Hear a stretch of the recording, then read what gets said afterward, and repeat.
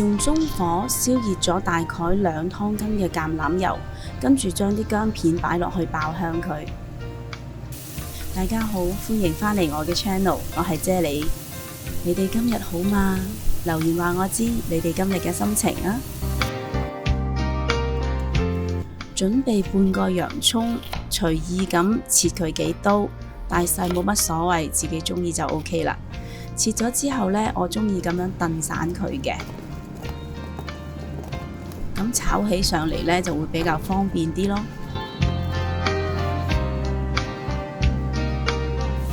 跟住將洋葱倒埋落鑊，同啲薑片一齊爆香佢。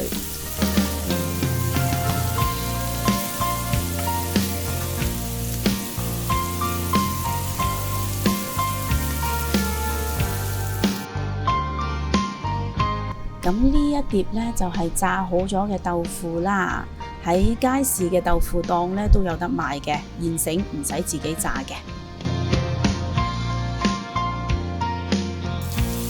因為啲豆腐係凍嘅，所以呢我就將佢擺埋落去個鑊度啦，同啲洋葱一齊炒，炒熱咗啲豆腐先。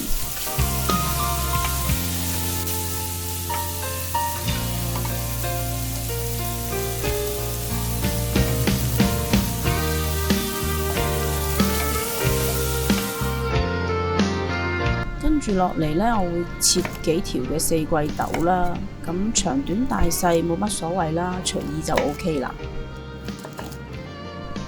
切好咗啲四季豆之後呢，都係倒埋落鑊度炒下佢。咁而家睇到啲顏色好似都幾靚嘅噃。咁我想個餸更加靚啲添，咁我會準備咗一個細細個嘅紅椒嘅。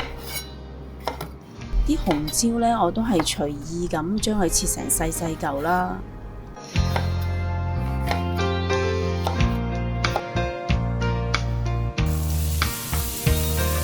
切好咗嘅紅椒都係倒埋落個鑊度，將佢哋炒勻佢，等佢哋受熱均勻。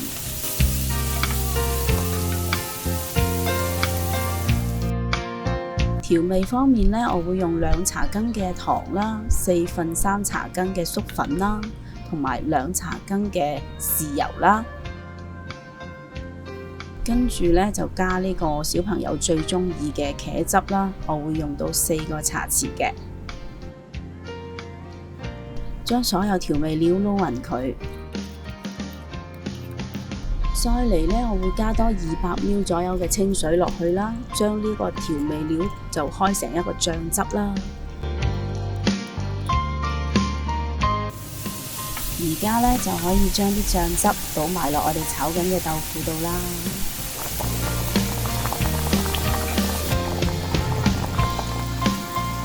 將所有食材同呢個好好味嘅醬汁撈勻佢，令到每一個食材呢都可以黐滿醬汁嘅。然後我會落多100ml 左右嘅雞湯落去，令到呢個餸更加鮮味嘅。喺呢度呢，要提一提大家，四季豆呢，佢係本身係含有微毒嘅，所以一定要煮熟透先至可以食嘅。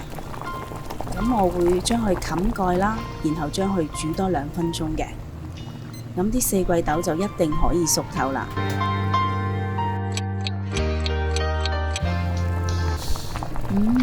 好香喎！睇下啲炸豆腐粒粒都吸飽晒啲醬汁，睇到已經好肚餓啦！聞到茄汁嗰種酸酸甜甜嘅味道，真係勁有食慾，勁開胃啊！你哋係咪都好想食呢？咁就不妨試下煮啦！如果你都中意我嘅影片，請你俾 like 同埋留言話我知啦！記得訂閱我嘅 channel 同埋撳埋隔離個鐘仔啦！多謝晒你哋嘅收睇，我哋下一條影片再見啦，拜拜！